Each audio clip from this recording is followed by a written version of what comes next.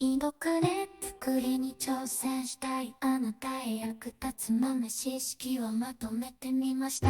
まずはスパイスについて。マサラはスパイスという意味。ガラムマサラのガラムは辛いという意味。だからガラムマサラは辛いホットなスパイスという意味なんだ。カレーリーフ、ベイリーフ、ローリエは違う葉っぱ。インドカレーにはベリーフがあれば基本 OK。 カスリメティとフェネグリークは同じもの。カソリメティとかカソリ飯とも言う。大前提、インドでは日本みたいなカレーのルーは売ってないよ。だから玉ねぎとスパイスを炒めて地道に作るのがインドカレーなんだ。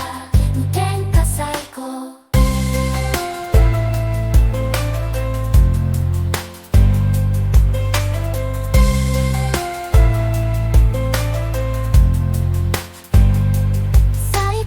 ソキをついてバヤスは玉ねぎピャザとかキャッチも言うんだ。ブラウンはエビコとよくインドカレー屋さんに行ってブラウンカレーってメニュー見るけど日本人にはわからないよなって思ってたんです。アンダは卵、バラクもしくはバラクはほうれん草、サグはほうれん草やからしシャイとか緑の野菜の先端を指す言葉だけど、日本のインドカレー屋さんのサグカレーはほうれん草カレーと思ってほぼほぼ大丈夫だと思う。あくまでも思うって範囲ですかね。ダルは豆を半分に割った豆のこと、詳しくはマノの動画を参照。キーマは細かくするとプレスのブツンブツも含まない純粋で良質な脂肪分だけを抽出したもの。インドでも高価なものだよ。インドの実家の義理のお母さんは手作りしているよ。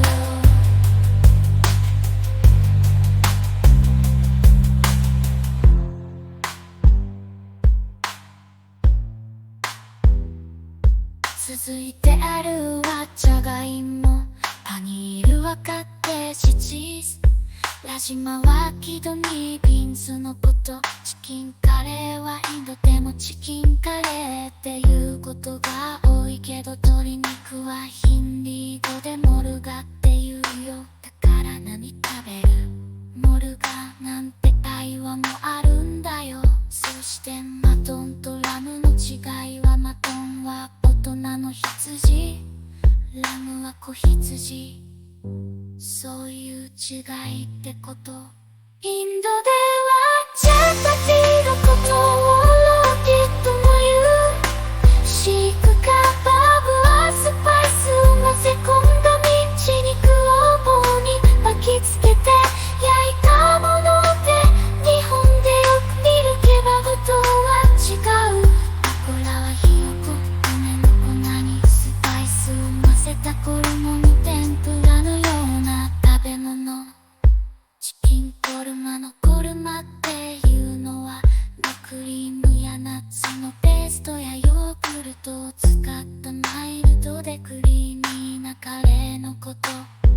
最後にこれらは今までの私の経験からのお話でしたこれらの豆知識を参考に本格的なインドカレー作りを楽しんでいただけたら嬉しいです。少しでもインドカレーもやもやが晴れた人はいいねお願いします。チャンネル登録もお願いします。